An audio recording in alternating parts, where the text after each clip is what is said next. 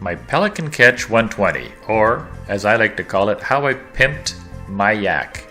I put lots of electricity into this thing.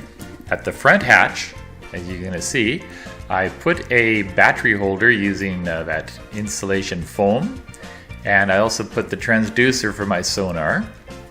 And what I'm using here is a 18 amp hour battery. It just slides, you're going to see it, it just slides right into the battery holder.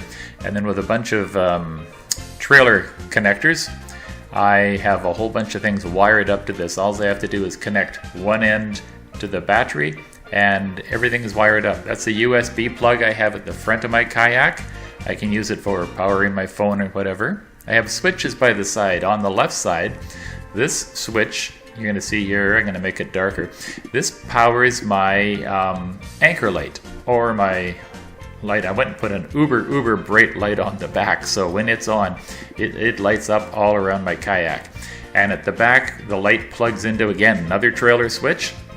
And here it is, I got the garage door closed. It lights up all the time, but when you turn it on, you don't want to look right at the light. It's going to be hard on the eyes. I made it that bright. Why not? On the other side, I put another switch.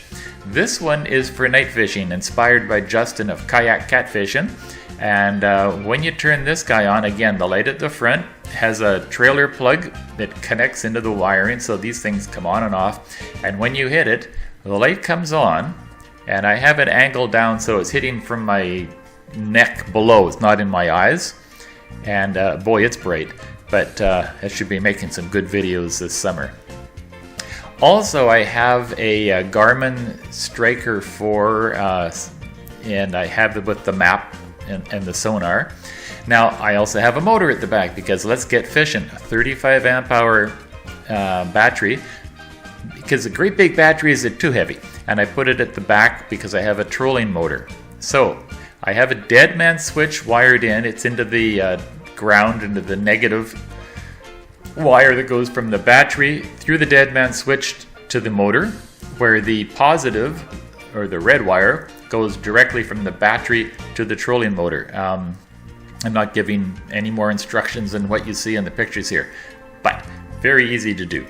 And then here's my, it's a Minn Kota 30. I mean, they're $100, so go ahead, cut the shaft. That's what I did.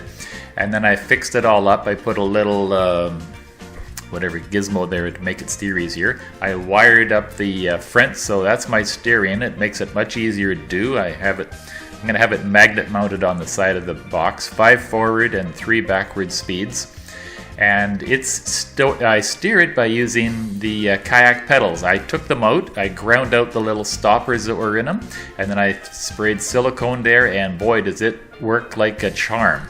And once it gets going, I mean, the paddle is for emergencies as far as I'm concerned. I can do about 4 kilometers an hour on this thing. And with that 35 amp hour battery, I can go about 3 hours. So that's pretty good. No holes were drilled through the kayak for the guide wires. Now I put a rope on the back of the motor, so when you get into really shallow or weedy water, I just pull it. The motor pulls out of the water, and you keep right on going, as you can see here. This kayak is also, I like to think of it as convertible. Now here's my camera. I have a little wrist thing, I can turn it on and off, and if I hook it into the USB plug right there, I can have that on standby all week long. This is my kayak trailer, 3/4 inch PVC, glued and screwed, and then of course painted black so it doesn't look like it's do-it-yourself.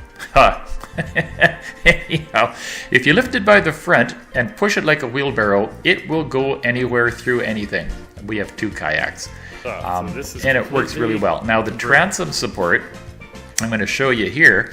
It's 1 inch by 1 inch aluminum tube. It cuts real easy, and then I bolted them together, and it all comes off that easy, and then you just slide out from the normal Pelican handle at the back. And you can see how it's bolted together, and at the very back I put a wedge on each side using the aluminum. I cut it, as I say, it cuts soft. And the reason why is when I slide it into the handle at the back, as you're going to see here, it is solid. It does not move. And at the front, I just bolted down with a couple of bars I put across.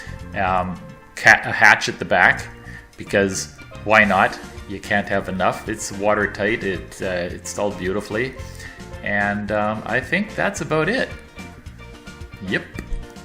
Oh, no, I forgot the, fishing rod holder, etc., etc. And again, it just clips on and off.